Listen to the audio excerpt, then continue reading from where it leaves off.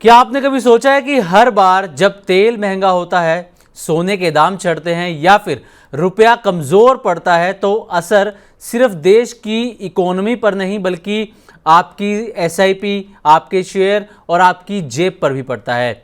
लेकिन सोचिए, अगर भारत को एक दिन तेल और सोना बाहर से खरीदना ही ना पड़े तो क्या होगा।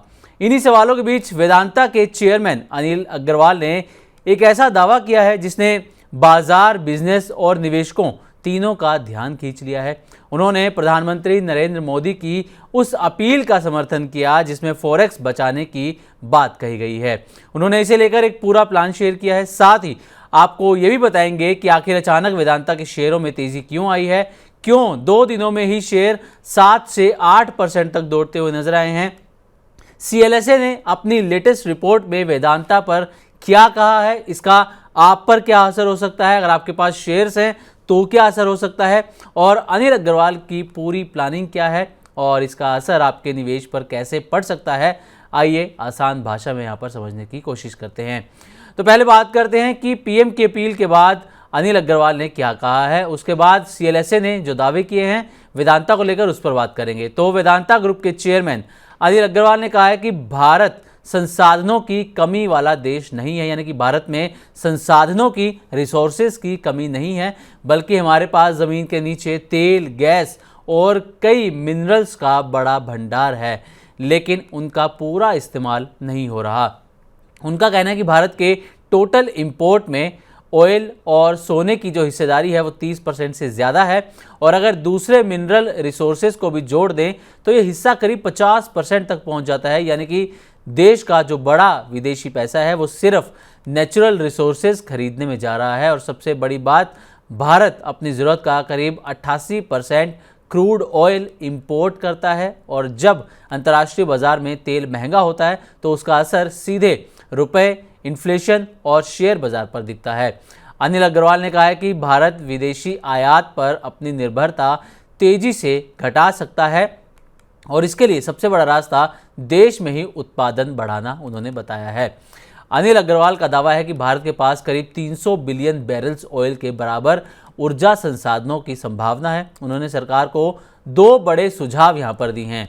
अब अनिल अग्रवाल ने क्या 2 बड़े सुझाव दिए हैं, पहले आप ये जान लीजिए। तो पहला सुझाव जो अनिल अग्रवाल ने दिया है वो ये कि प्राइवेट इन्वेस्टमेंट बढ़ाया जाए ताकि बड़ी कंपनियां एक्सप्लोरेशन और माइनिंग में ज़्यादा निवेश करें, ज़्यादा पैसा लगाएं। दूसरा सुझाव जो दिया है वो ये कि अप्रूवल्स आसान और तेज़ हों, क्योंकि कई प्रोजेक्ट्स मंजूरी के इंतज़ार में सालों साल अटके रहते हैं। तो इस प्रोसेस को भी तेज़ करने का जो सुझाव है वो दिया है। अब निवेशकों के लिए ये अहम क्यों है? दरअसल अगर भारत आयात कम करता है, इंपोर्ट कम करता है, तो डॉलर की बचत हो सकती है, रुपया मजबूत हो सकता है, ट्रेड डेफिसिट कम हो सकता है, ऑयल मार्केटिंग, माइनिंग और मेटल कंपनियों को फ़ायदा मिल सकता है, और लंबी अवधि में यानी कि लॉन्ग टर्म में भारतीय बाजार को मजबूती भी मिल सकती है, बाजार में अच्छे रिटर्न भी बन सकते हैं। और हाल ही में सरकार ने, आप जानते हैं कि गोल्ड पर जो इंपोर्ट ड्यूटी है उसको बढ़ाकर 15% कर दिया है, ताकि गोल्ड की जो खरीदारी है, जैसा कि पीएम ने अपील भी की कि 1 साल तक गोल्ड ना खरीदें, और उसी को इसका रीज़न माना जा रहा है कि लोग कम गोल्ड खरीदें, क्योंकि इंपोर्ट ड्यूटी ज़्यादा होगी तो गोल्ड के दाम भी बढ़ेंगे और लोग कम खरीदारी करेंगे। और इससे साफ है कि सरकार भी इंपोर्ट को कम करने पर अब फोकस कर रही है।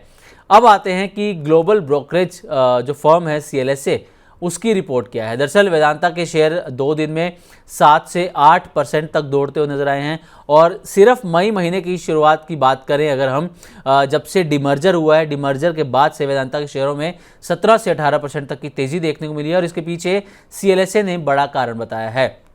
सीएलएसए का कहना है कि वेदांता के शेयरों में इस तेजी की सबसे बड़ी वजह है भारत सरकार की नई oil and gas royalty policy.